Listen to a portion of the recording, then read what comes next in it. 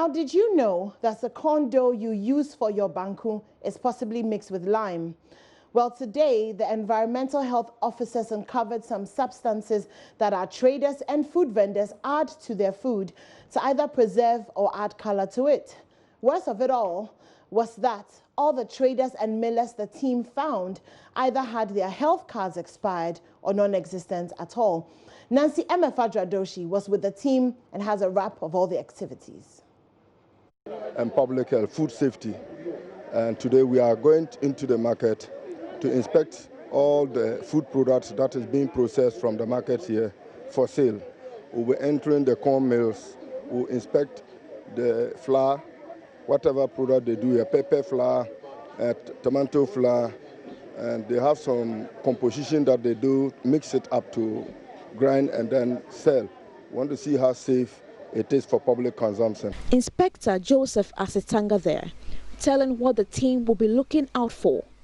But what they found was shocking. First stop, the pepper mill. Even before the team will uncover filth, he confessed to not having a health card.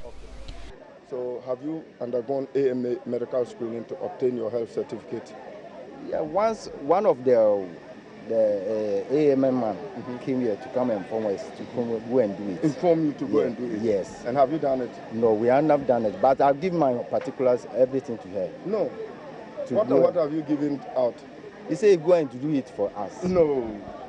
The AMA health certificate, we don't do it for somebody. You come there for us to take samples of yourself.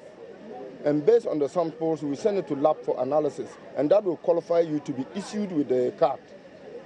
So if somebody say he is collecting your particulars to go and do the health certificate for you, it means there is some compromise on what you are going to do. You yourself, you are compromising what you are supposed to do. When we entered, cockroach-infested mill with wires hanging loosely got the inspector disturbed. Can you see cockroaches all over? So you blend this thing with cockroaches all over. So if we're going to put off this place, put it off in use. Yeah, that is what we're going to do. Because no, that's it. Today we are going for all of you, because if you don't meet the standards that you are supposed to operate here, we will not allow you to operate. So we are saying to close the place, please. Okay? So you close the place, then you do all the provisions that we will be directing you to do. After you are done, then we come and inspect. If we accept the standard, we allow you to operate. Just when he ordered the team to shut down the business, Joseph Asitanga discovered a polythene bag that contained what appeared to be red seeds. So if you want to grind pepper, you add this pepper and grind.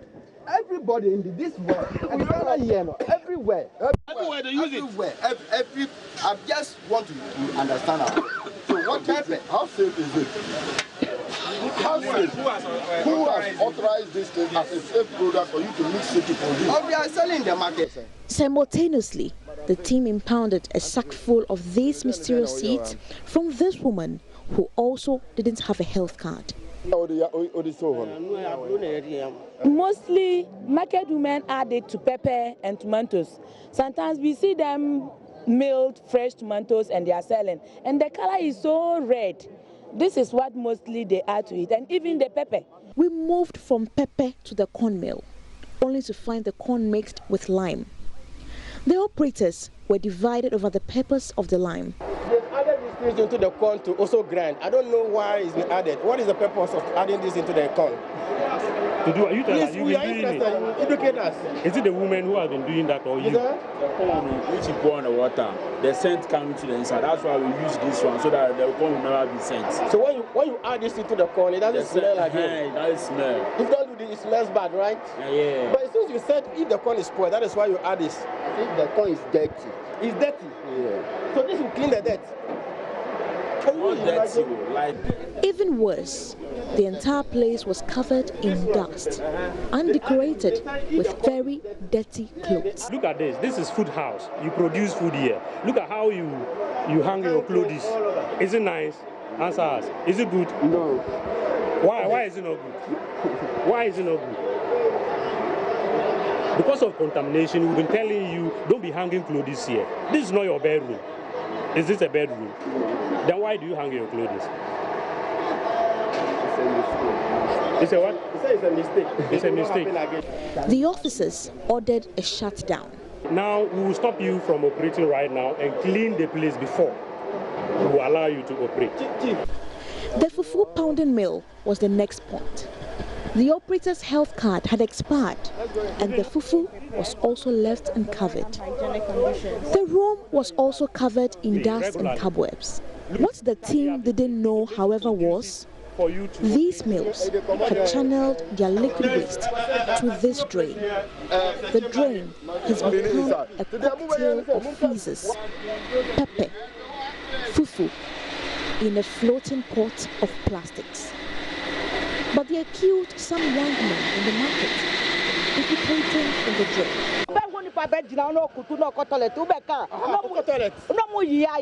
Mr. Asitanga gave all the traders 3 days to clear the mess before reopening their businesses. In the interim, we brought the executives here. We have given them 3 days to clear all the waste at this place. Florence Kuchi is the public health director of the Accra Metropolitan Assembly. We are really eating things in Accra, so I'm advising that people should start preparing food in their homes. The team had seen enough for the day, but we will be back. Now that makes you think twice about the food that we buy, doesn't it? But joining us on the phone now is a food scientist at the Food and Drugs Authority, Mr. Kofi Essel, for more on this discovery. Good morning, Mr. Essel. Hello, good morning, sir.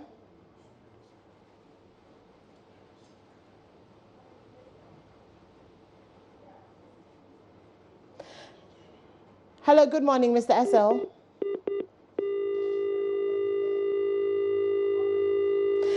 And if you're just joining us, we're following the JoyCleanGhana campaign, and it was day 5 yesterday as we went on the inspection tour and discovered that a lot is going on in our markets, including the adding of lime to corn dough and the also addition of some red seeds to our pepper, presumably to color it. We're going to be speaking to Mr. Essel. He is a food scientist at the FDA. Good morning, Mr. Essel.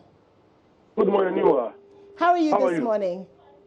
I'm good. I'm good. And you? I'm very well, thank you. So we've known of in the past of palm oil coloration, and we've been talking about this for some time now. But yesterday we discovered that corn dough is being mixed with lime and pepper is being mixed with some red seeds. Now this seems quite new to us. What health risks should we be worried about? Well, thank you very much, and thank you for giving the Food and Drugs Authority this opportunity to address this concern as you reported it.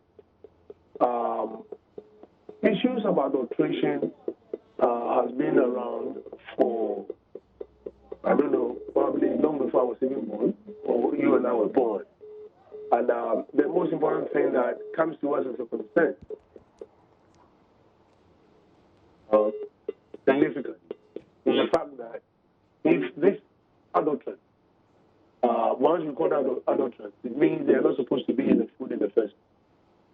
If they find themselves in the food, these may be products that have not been evaluated in terms of interaction with the food in question, and another cooking practices and all that. And therefore, there is every risk to the consumer when these things are added to the food.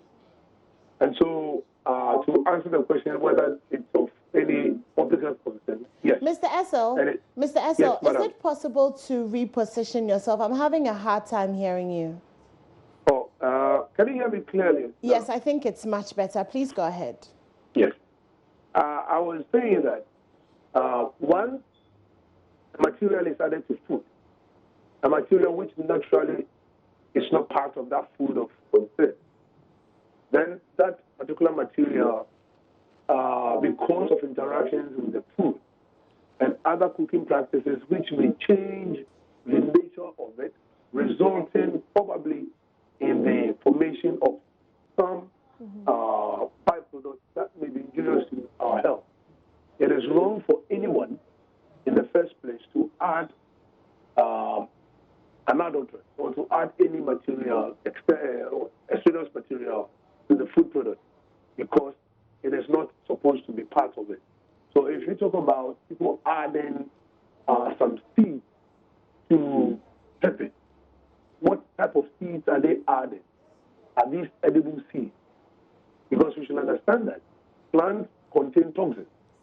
And so if it is not a material that is known, beyond the fact that it can present some health risks, there is also deception of the consumer, which the law, the Public Health Act 2012, Article 51, found today that you cannot, as it were, deceive the consumer. So I'm preaching it is an affront to the provisions of the Public Health Act. Mr. Essel? Yes, I'm here. So let's talk about your routine check inspections. To what extent has this helped, and how is the authority dealing with perpetrators of these offenses? Let me admit that issues of the informal sector, has come up lately, where we are developing strategies to incorporate to a very large extent food businesses in the informal sector. If you take condo, for example, if you're very conversant with the activities of the Food and Drugs Authority, it has largely been associated with prepackaged food. And so the informal sector, operation of the informal sector, it is something that we are working on now. And so condo and things of that nature, hardly would anyone, buy them, because these are traditional food. It's like going to the choba and buying fufu and soup to have it tested. It is something that we have to do, okay? But if issues of this nature are coming, adulteration issues are coming up, and the challenge to us is the fact that because these are not normal protocol that you carry out on the product, we have people who are packaging condoms, which we analyze. And when I'm analyzing condoms, my biggest concern will be the presence of mycotoxins, aflatoxins, and the like, which is responsible for some liver cancers. But to test it for Lyme, it is not part of the protocol. And so you will hardly test for presence of other adulterants, like Lyme and these other things. And I need to understand, why are they adding the Lyme? Okay, the addition of the Lyme itself, if it doesn't even present any food safety risk, is that a natural way of preserving the food? Probably we need to beef up our game when it comes to public education and industrial support that we extend to the informal sector, so that some of these things will not be entertained. And let us also say that the retailers themselves, are opening up themselves up for rejection of these commodities. If these are the things that they are going to do. These days, you see much more people buying prepackaged pepper and all that, because those who are doing the prepackaged go through the routine analysis. FDA is able to assess their activities much more than the informal sector. And so we want to advise our friends in the informal sector, and this we do through our usual interaction with the market commodity queens and then the market groupings and all that we have. We have a department in the office that engages them virtually every week, different groups, talking to them and then trying to help them to, address these challenges. We have been able to, overcome the challenges of the palm oil. Now this is also coming up. And I think that we will have to take a look at that sector again. Mr. Essel, just before you go, so what do we as consumers, how do we protect ourselves, and how do we sort of safeguard ourselves from the things that are going on in the markets? We will do the best, as we have been trying to do all the time, in terms of, advising consumers and what have you. It is very, very difficult, you and I. If I go to Amboglushi today and I'm going to buy cassava dough, if anybody has added anything to it, I'll not be able to tell. Yeah. It is only when I have bought it. And so it is through the public education, the continuous and consistency in the public education, and probably review the approaches that we currently have for the informal sector so that we can come up with more and more robust public education program also for the consumer.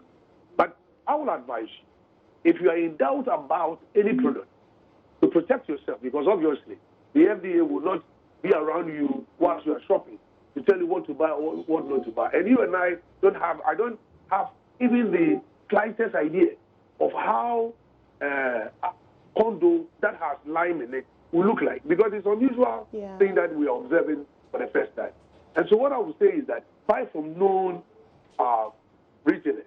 Ask questions when you are buying these things so that they will give you that sort of guarantee. And if you have doubts about anything, please don't use it. You can report it to the FDA. But for now, my advice to retail consumers is that if you're going to buy any of these commodities, please ask questions. Buy from known persons. If you have prepackaged versions of that commodity, buy them, because these ones have been vetted, these ones have been evaluated, and we know the sources, and we can guarantee that they are safe for use. Okay, that does not mean that other ones that are not prepackaged are not safe. The only way we can protect ourselves is when we engage and we talk. We will up our game, but we expect the consumers to also do their bit in order to safeguard our health. Okay, thank you very much for joining us, Mr. Kofi SL.